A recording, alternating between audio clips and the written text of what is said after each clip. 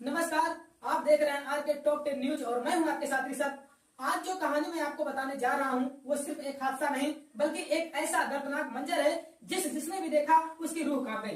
ये कहानी है उत्तर प्रदेश के गोंडा जिले की, जहां एक दामाद अपनी सास को मां मानकर उसके अंतिम संस्कार में शामिल होने गया था, लेकिन उसे क्या पता था कि कुछ ही घंटों बाद सरयू नदी का मगरमच्छ उसे हमेशा के लिए अपने साथ ले जाएगा। 21 मई 2026 दोपहर के लगभग 1 बज रहे थे। गोंडा जिले का एली माझा घाट सरयू नदी के किनारे कुछ लोग 100 का अंतिम संस्कार करने आए हुए थे। अंतिम संस्कार की प्रक्रिया चल रही थी, मंत्र पढ़े जा रहे थे, लोग चिता के आसपास खड़े थे। तभी अचानक कुछ लोगों की नजर सरयू नदी की तरफ पड़ता है। नदी में एक लाश बहती हुई दिखाई दे रही थी। लोग घबरा जाते हैं। वहां मौजूद नाविक से कहा जाता है कि भाई जल्दी देखो, ये किसकी लाश है। नाविक बिना देर किए अपनी नाव लेकर नदी के बीच पहुंचता है और उस शव को खींचकर किनारे ले जाता है। जैसे ही लाश को बाहर निकाला जाता है, लोगों के होश उड़ जाते हैं। शरीर पर जगह जगह गहरे जख्म थे, ऐसा लग रहा था जैसे किसी जानवर ने। तभी लोगों को उसकी जेब में एक पर्स मिलता है। पर्स खोला जाता है, अंदर आधार कार्ड रखा हुआ था।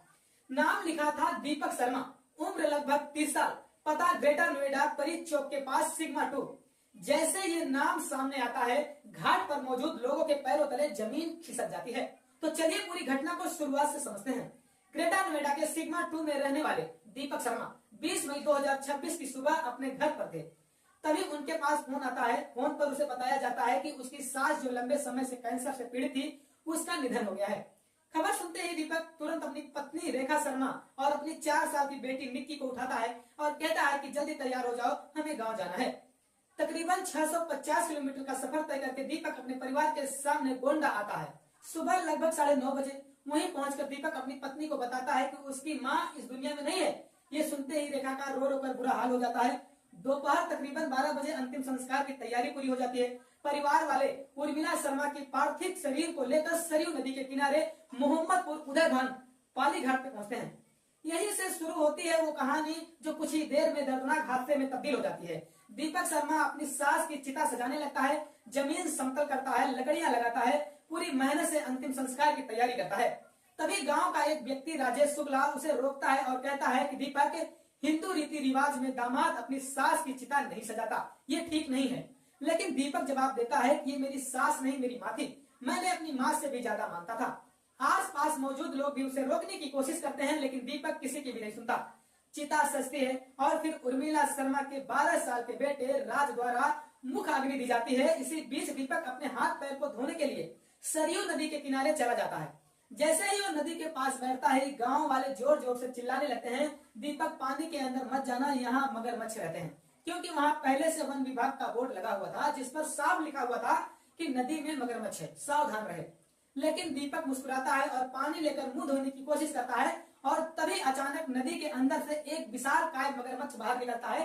कुछ समझ आता उससे पहले मगरमच्छ दीपक के सिर को अपने चमड़ों में, अपने मुख में चमक कर चम लेता है और पानी के अंदर खींच लेता है। घाट पर चीख पुकार मच जाती है, लोग दहशत में आ जाते हैं, किसी की हिम्मत नहीं पड़ती कि नदी में उतरे। तभी वहां मौजूद एक नाविक हिम्मत दिखाता है, वो तुरंत अपनी नाव लेकर मगरमच्छ के पीछे भागता है। तेजी से नाव टकराने पर मगरमच्छ कुछ पल के लिए दीपक को छोड़ देता है, लेकिन दीपक खुद को संभाल पाता उससे पहले ही मगरमच्छ दोबारा हमला कर देता है। इस बार वो दीपक को मुंह में दबाकर इतनी तेजी से पानी में गायब हो जाता है कि फिर किसी को दिखाई नहीं देता।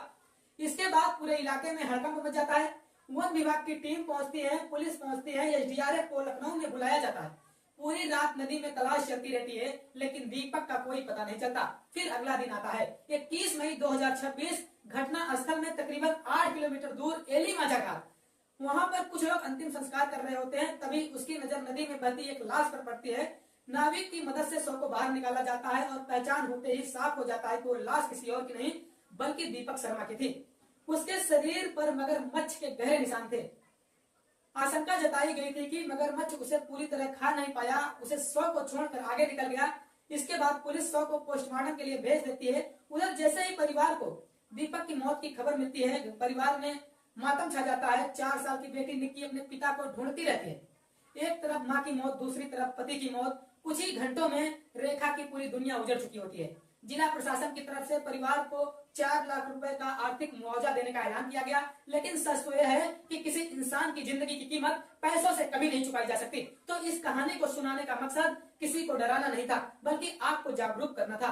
अगर जगह खतरे की चेतावनी दी गई हो तो उसे नजरअंदाज न करे।